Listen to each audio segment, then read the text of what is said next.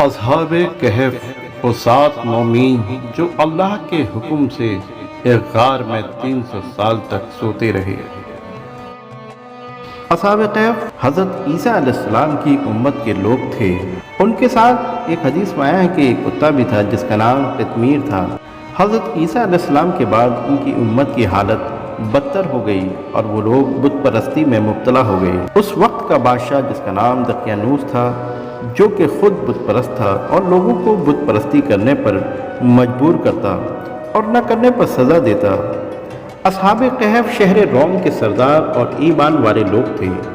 ایک مرتبہ اپنی قوم کے ساتھ عید منانے گئے تو دیکھا کہ لوگ بت پرستی میں لگے ہوئے ہیں۔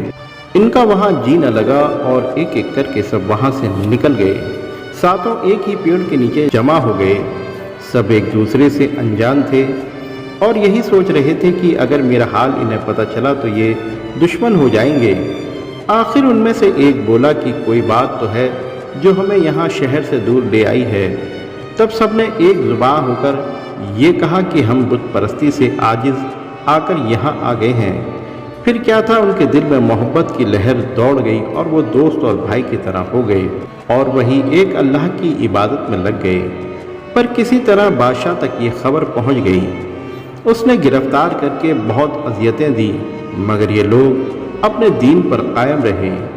آخر ایک دن موقع پا کر یہ لوگ وہاں سے بھاگ نکلے، مگر ایک کتا جو پہلے سے ہی ان سے مانوس تھا وہ ان کے پیچھے پیچھے ہو لیا۔ یہ اس کو مار کر بھگا دیتے، کہیں یہ بھونک کر ہمارا راز فاش نہ کر دے، مگر وہ پھر بھی آ جاتا۔ ان کے پیچھے وہ کتا آتا رہا۔ حدیث پاک میں آتا ہے کہ اصحاب کہف سے محبت رکھنے کی بنا پر یہ کتا بھی جنت میں جائے گا۔ یہ اصحاب کہف لوگ رات بھر چلتے رہے اور صبح کو شہر رقیم کے قریب ایک غار میں داخل ہو گئے اور سو گئے۔ جب یہ غار میں داخل ہوئے تو کسی طرح بادشاہ کو پتہ چل گیا، تو اس نے یہ حکم دیا کہ غار کے باہر دروازے پر ایک دیوار کھینچ دی جائے جس سے کہ وہ اندر ہی مر جائیں۔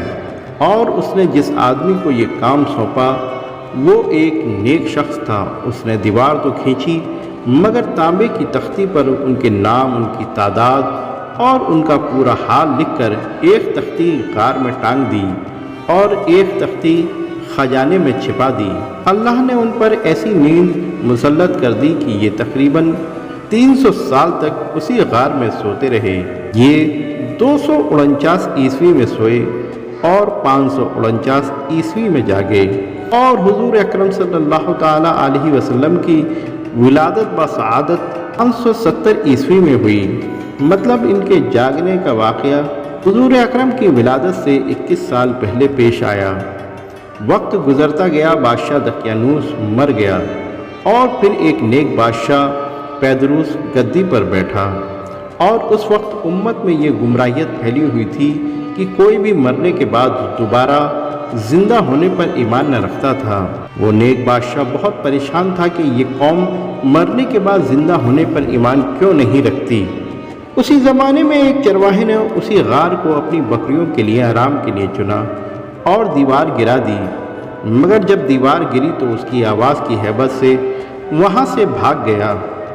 آخرکار اصحاب کہف کی نیند ٹوٹی اور سب کے سب اٹھے تو وہ شام کا وقت تھا۔ انہوں نے سمجھا کہ ہم صبح کو سوئے ہیں اور شام کو اٹھے ہیں۔ سلام کلام و عبادت الہی کے بعد ان کو بھوک لگی تو ان میں سے 2 حضرات کھانا لینے کے لیے بازار کی طرف گئے تو دیکھتے کیا ہے کہ ہر کوئی حضرت عیسیٰ علیہ السلام کی قسم کھاتا پھرتا ہے، اور یہ سوچنے لگے کہ کل تک تو یہاں کوئی حضرت عیسیٰ علیہ السلام کا نام بھی نہیں لے سکتا تھا، پھر آخر ایک دن میں ایسا کیا ہو گیا۔ پھر انہوں نے کھانے کا سامان خریدا اور اپنے وقت کا روپیہ دیا، جسے دیکھ کر دکاندار نے 300 سال پرانے روپیے دیکھ کر سمجھا کہ شاید انہیں کہیں سے خزانہ مل گیا ہے، اور سپاہیوں کو خبر کر دی۔ آخرکار انہیں بادشاہ کے سامنے لے جایا گیا تو انہوں نے ساری حقیقت بیان کر دی اور کہا کہ ہمارے کچھ ساتھی بھی ہیں جو فی الحال غار میں موجود ہیں۔ انہی دنوں بادشاہ کو وہ تختی بھی خزانے سے برآمد ہوئی جس پر اصحاب کہف کا حال لکھا تھا۔ اب تو بادشاہ اپنے ساتھ ایک کثیر جماعت لے کر ان کی غار کی طرف چل پڑا۔ ان کے ساتھ پورے شہر کا ہجوم بھی تھا۔ جب یہ بادشاہ کو لے کر اندر داخل ہوئے تو وہ سب کے سب کثرت سے آدمیوں کو دیکھ کر ڈرے، مگر جب انہوں نے پوری حقیقت بیان کی تو سب کی جان میں جان آئی۔ سب آپس میں مل کر بہت خوش ہوئے اور بادشاہ کو وہاں وہ تختی بھی ملی جسے پڑھ کر کوئی شک و شبہ باقی نہ رہا۔ بادشاہ نے حمد الہی کیا اور لوگوں سے خطاب کیا کہ کیا اب بھی تم لوگوں کو اللہ کی قدرت یعنی موت کے بعد زندہ ہونے پر شک ہے؟ تو سب کے سب موت کے بعد زندہ ہونے پر ایمان لے آئے۔ اصحاب کہف کے ساتھ مومنوں نے بادشاہ سے کہا کہ اب ہمیں پریشان نہ کیا جائے، ہم پھر وہیں جاتے ہیں، اور یہ کہہ کر وہ پھر سے اسی غار میں داخل ہو گئے اور سو گئے۔ واللہ العالم۔